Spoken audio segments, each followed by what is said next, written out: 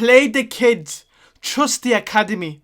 When Barcelona every single year was bringing out a new generational player for La Masia. Lamine Yamal, Bernal, Gavi. I mean, the list goes on. Kurbasi. I mean, I can sit here all day talk about La Masia and how great the La Masia's, development plan has been. But Real Madrid need to start getting into that, and I've said it for months and years. And when Xabi Alonso came into the team, I generally expected him to be that guy. But that hasn't been the case. And what we see now with Arbeloa is exactly what I've been asking for. Because Real Madrid 4, Elche 1, and Real Madrid got a must-win done before Man City game on Tuesday, of course. And let's get into the game. Of course, before the game, this was a game that had 10 players out, 10 players injured or suspended. Names like Jude Bellingham, Mbappe, Raúl Asensio, Eder Militao, Ferland Mendy, Dani Ceballos. The list was endless.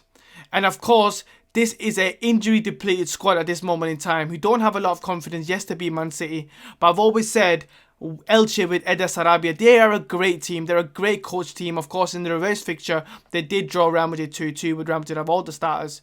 So this could have been one of the banana skin games, but Real Madrid did fantastically well tonight. I mean, Fede Valverde is still in amongst the goals. He's got an absolute golazo tonight. There were so many positives talking in his performance. I thought Real Madrid looked absolutely brilliant, and let's get into all the details. Of course, the lineup in this game was Carvajal getting the start over Trent Alexander-Arnold. You got Thiago Pitach in there as well, getting his 5th start, I believe, in a row. Left back Fran Garcia coming in for the injured Mendy, and also the injured Carreras, by the way, that I didn't mention before.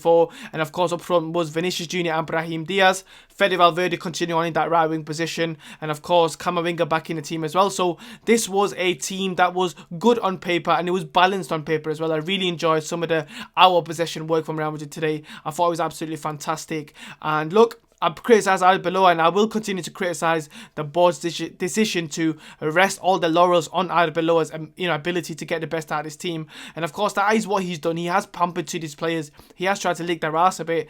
But there's one thing that he has done, which is massively improved Real Madrid. The first couple of games was Vinicius Jr. scoring, 7-8 goals in about 5 games. Now you've seen Fede Valverde getting his 4th goal in 2 games. Of course, the hat-trick against Man City and a golazo tonight. And look, he's got a free role tonight. He had a free role tonight like he did against Man City.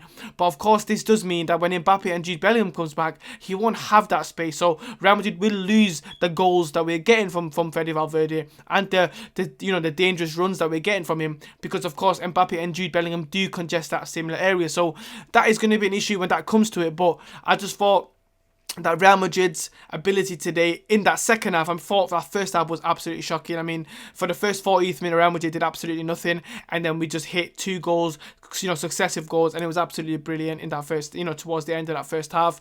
But look, we have to talk about Arbeloa's inclusion of these Castilla players. I mean, today we've seen Manuel Angel come on again. I mean, of course, Pitach did look a bit leggy in this game. I thought he had a good, game in possession. Apart from that, we also seen Palacios come on again tonight. Diego Ogado, which I really wanted to watch him. Of course, he is one of the most highly rated left back or left centre backs for Real Madrid Castilla. So I was so, happy to see him. We also seen Yanis come on as well. For people that don't know, he's a right winger, and he created a 3rd goal of the game with a brilliant cross to Dean Huijsen.